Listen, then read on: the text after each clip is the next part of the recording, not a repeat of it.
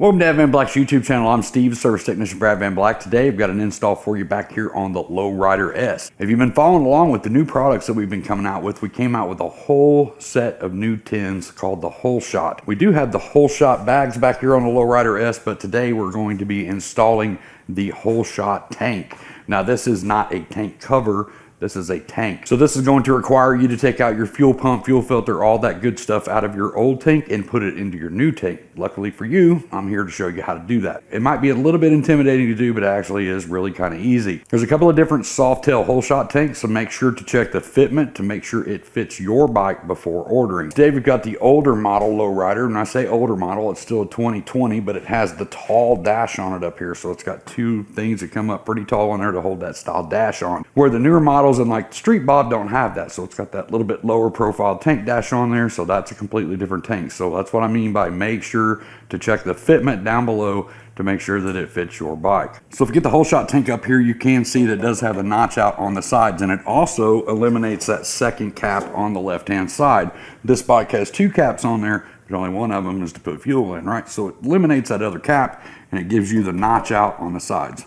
We're also going to be offering stick-on knee pads. Now this knee pad set here is all rubber. You can see it just sticks on with 3M tape on the back side, so all rubber knee pad. And then of course on this side you got the carbon fiber. So this is going to be a little bit lengthy of a video because we do have to pull this tank, get all the guts out of it. So let's get over here and let's get to work. So in order to get this tank off, there's a few bolts that you need to remove and then a few connections that you need to remove as well. The first thing we're going to do is take out this long bolt down here at the bottom. This is going to be a 5/16 Allen and a 9/16 wrench. And then you've got another one up there at the top. The top one we're just going to loosen so we can pick this tank up and tilt it up and get in there and unplug the stuff we need to unplug. Please do not take these bolts out and then yank up on this tank. Same thing up here on this front one, same size, 5/16 and 9/16. Right down here you got your check valve, you got a rubber hose, and then you've got a plug. And we have to get this back of this tank up to get to those things. Just take yourself a couple of towels.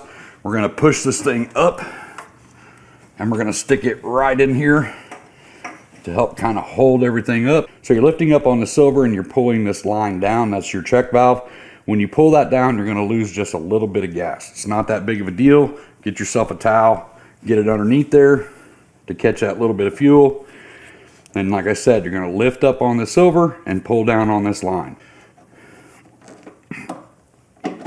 Just like that. And you see that little bit of fuel that came out of there. So we'll go ahead and mop that up. So from here, you got that plastic line right there that runs over to this rubber 90 that goes up in the bottom of the tank. If you can get it off that, go ahead. If not, you can pull on this plastic piece right here and get it out of this. Right? So we're just going to reach in here and pull that, disconnect that. Right in front of that, you see these wires coming out of the bottom of your tank. You follow that down and back and it goes to a plug right here. You have to get up on top of that plug and pinch it and pull it back and disconnect it. So I'm gonna just push this up as far as I can, reach in here and push down on this top piece and unplug this. Just like that. So there's that top piece, that top pin. You just have to unplug that and pull it off. So that is your three things: your check valve, your electronics for your fuel pump, and then your overflow valve here.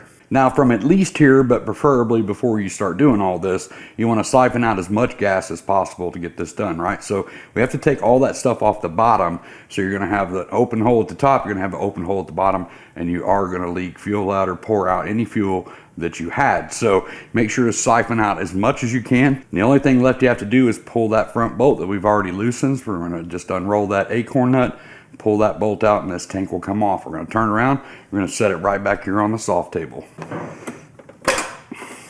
Now we can come over here, we can pull this up, pull it back and off the bike. Now from here we're going to go ahead and pull our tank dash, two bolts right here on top. One last bolt down here at the bottom. These two little speed clips right here on top. We have to take those off and put those on the new tank. Little clip right down here at the bottom. It's the same thing as kind of like that's in your rear fender for your seat bolt. You got this little plastic piece here, so we're going to pop that back and off, and then this can just push down and out. So from here we're going to pop these 3 drain plugs, and then we're going to walk it over to our fuel tub, and we're going to get rid of the rest of the fuel that's inside this tank. You want to inspect those O-rings that are on the back side of that. Generally they're usually good unless they've just been smashed. If they have been smashed, replace those O-rings. Now from here we're going to take a Torx 25 and we're going to remove these 5 bolts right here.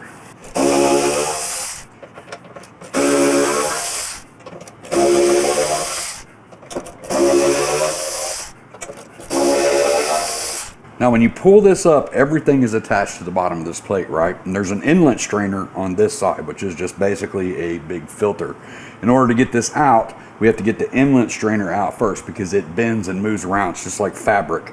You have to use a wooden tool or a plastic tool. Don't use metal and be down in here poking around trying to do this and make a spark and cause a fire. So we want to just pull this up gently, right? And we're going to get it. You can already start seeing that yellow inlet filter right there. So we're going to pull it up as far as we can. We're going to push this in just a little bit and keep pulling it until we see this filter.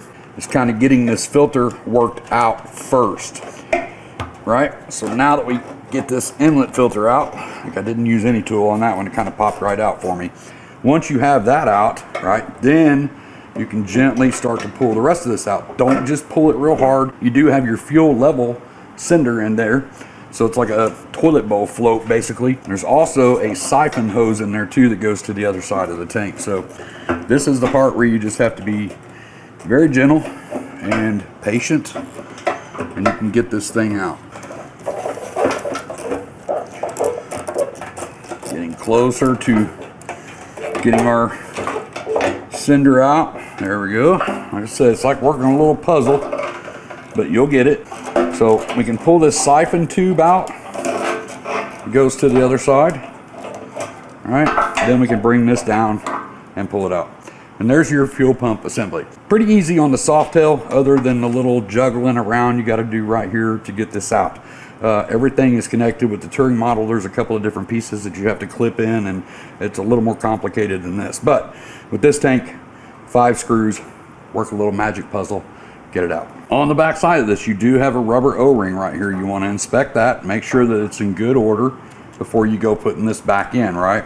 So this is going to go back in the same way we just took it out. So as you can see, your siphon tube goes over the bridge of the tank into this side. So when I put them back in, I like to do my siphon tube and my plunger kind of at the same time because it sets in the tank like this, right? So we're going to slide our plunger in sideways. We're going to go ahead and get our siphon tube. This goes over the arch in the tank to the other side of the tank, so we can get this piece rolled in and this at the same time. And that thing will kind of automatically just pop over to the other side, but you can look down in there with a flashlight and make sure that it's actually on the other side of the tank. Now we're going to start working all this stuff back in, just being gentle. It's all these little edges and stuff that are getting caught, so don't panic, just be very patient and work this stuff back in. Once we get that front side worked in, we can start working the back side in, just like that. We're going to start sliding it down in there. Now before we tuck it all the way back in, we've got to get our filter back in.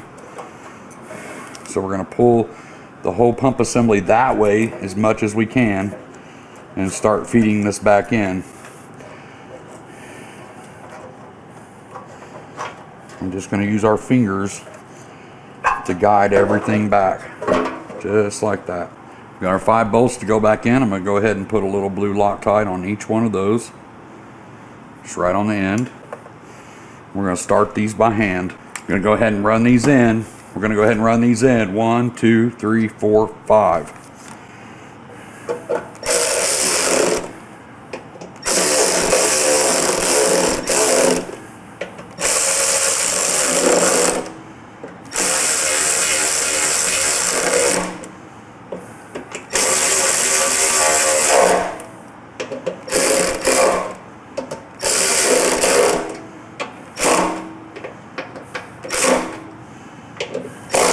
We're going to torque these 40 to 50 inch-pounds. 1, 2, 3, 4, 5.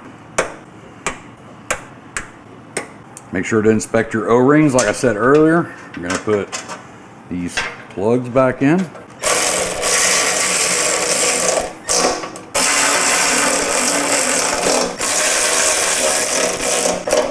Let the rubber O-ring seal it. Don't put a lot of torque on those, just snug them down. Now I like to put a little towel over this in case I drop anything. We gotta put our little metal clips back in. Like I said, this is like your seat.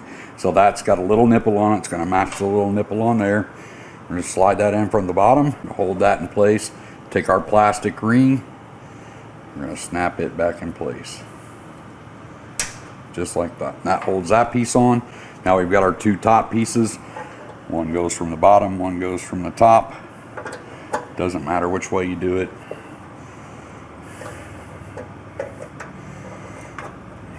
We get those in there lined up.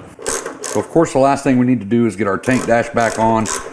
Same way it came off. 2 bolts at the top, 1 bolt at the bottom. Get our grubby fingerprints off of it, and now it's ready to go back on the bike. You're ready to put it back on. Make sure you have this wire out of the way.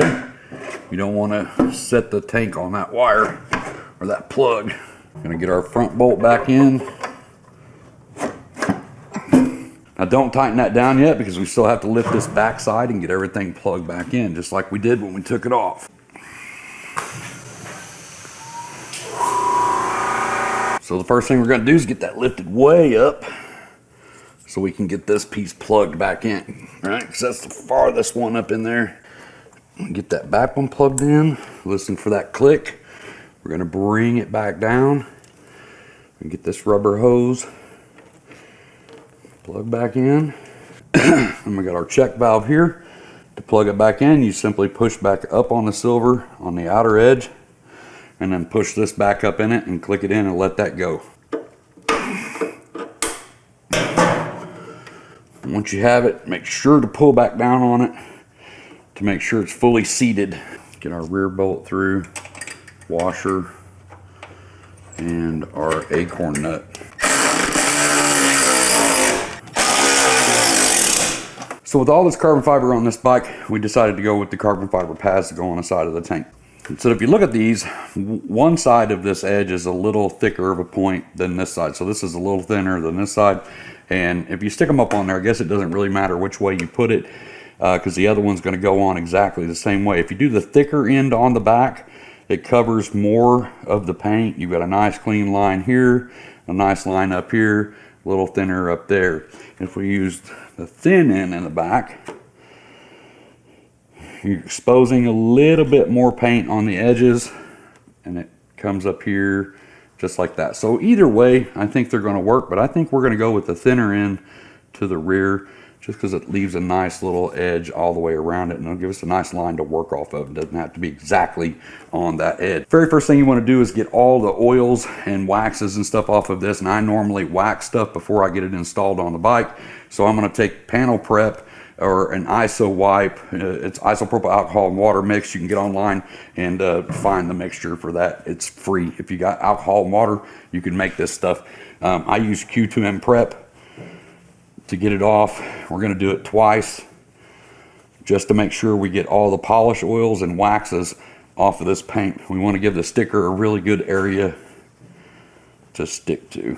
So we're going to get this peeled and get this stuck. So what I'm going to do, instead of just sticking it flat on there, I'm going to raise up this side and put this side on first, and I'll just kind of tack it with my finger like that. So it'll hold that side, and then we can come back here and we can eyeball the up and down. So we want the exact same amount of paint showing up here that we have down here. So just follow this line across the bottom of the tank like that.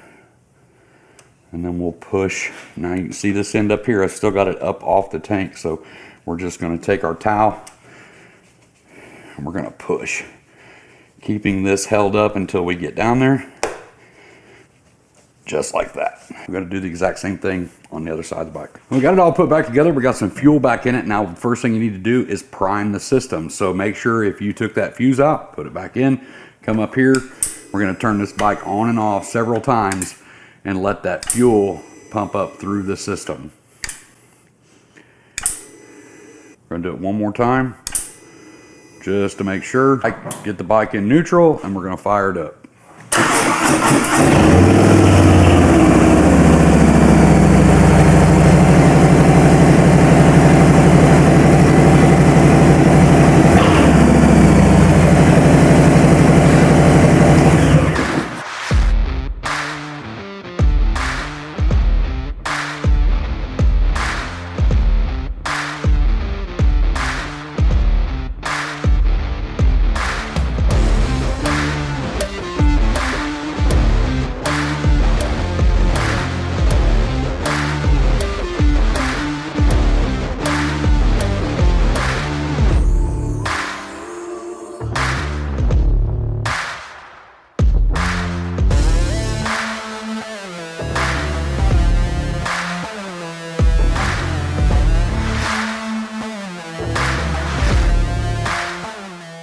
And that, my friends, is all there is to it. Like I said at the beginning of this video, it may be a little bit intimidating to pull all that stuff out of the tank, but it's really not that hard. And I don't know why, but it always goes in a little bit easier than it comes out, especially if it's your first time doing it.